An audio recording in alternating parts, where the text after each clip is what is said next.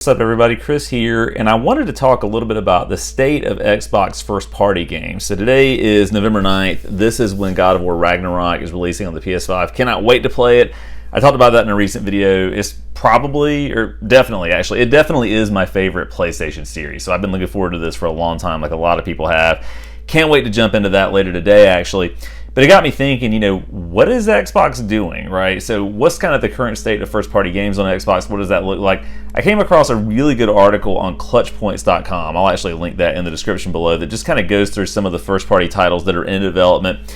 But when a big game like this launches, whether it is Last of Us, God of War, Horizon, Forbidden West, something like that, it just sort of makes Xbox fans wonder, what is Microsoft doing? What do we have coming down the pike? And that's a question that I think has been asked maybe a little bit too frequently, just given kind of the state of where Xbox is currently. So I wanted to go through this list and talk a little bit about this and just sort of offer my assessment of where things stand, but I would love to hear from you down in the comments below.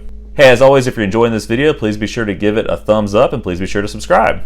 Okay, so I'm just going to go through this list and talk about the games that stand out for me. So there are a lot of different titles included here.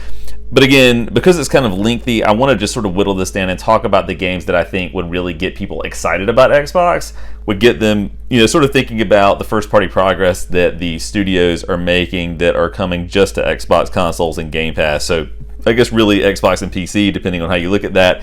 The first one that I see listed here that jumps out to me is Fable. There's still no release date associated with that I'm aware of. They have it listed here as TBA. That is one that I think will be a great game when it finally does arrive.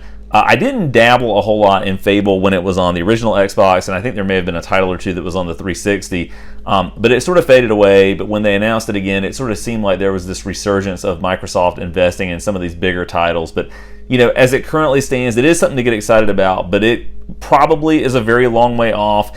That's one that I think a lot of Xbox fans are not necessarily holding their breath for, and it's one that it feels like could be inevitably delayed when they do give us a release date on that. So that's an interesting one to keep an eye on, but again, it's really out there in the far-off future. State of Decay 3 is another one listed here. I played some of State of Decay 2. I thought it was fine. I didn't personally love it. I know some people are big State of Decay fans, but to me that is not necessarily a tentpole franchise for Xbox. Like, it's a fun zombie game, but I think just personally maybe I'm kind of burned out on zombie stuff. I liked The Last of Us Part 2. I didn't love the first game, which I know is blasphemous, for a lot of people hearing this. But just for whatever reason, I didn't love State of Decay 2 either. It was kind of okay. I just didn't really get a whole lot of enjoyment out of that. I wasn't all that invested in it. So we'll see how that one goes. But again, that's got another TBA release date as far as I can tell. So who knows when that's going to get here, but one would hope sooner rather than later. I think the biggest one that we see here is Starfield, right? I mean, that one is not going to make it over to PS5. I think this is really the first big game from sort of this flurry of studio acquisitions that Microsoft has engaged in that jumps out as being, something that could legitimately be awesome. I mean, I love Bethesda games. I'm a huge Fallout fan. I love Doom, a lot of those different types of titles. So yeah, hopefully this is a good one. Of course, I love Skyrim. Hopefully this is a great one. I'm sure it probably will be. And I would say, weirdly, this is maybe the Xbox title that I'm most excited about in the immediate future. I mean, really, when I think about Xbox exclusivity, using that term correctly, yeah, exclusivity, and saying it correctly, I think about Halo, and that's kind of it. And I think that's been sort of a big problem that Xbox has had for a long time. And I'm a big Xbox fan. But Starfield, I think, is the one that I'm most excited about. And we've seen, I think, some gameplay footage of that now. We've seen a trailer. So this one is inching closer. And I think 2023 is what we're looking at for a release date with that. I can't remember exactly when. But Starfield is coming, and so that's a good thing. That is something that Xbox fans can obviously look forward to. We also have Everwild included here. I think it looks like it could be a cool game. I don't know a whole lot about it. Definitely will check it out. I love the art style.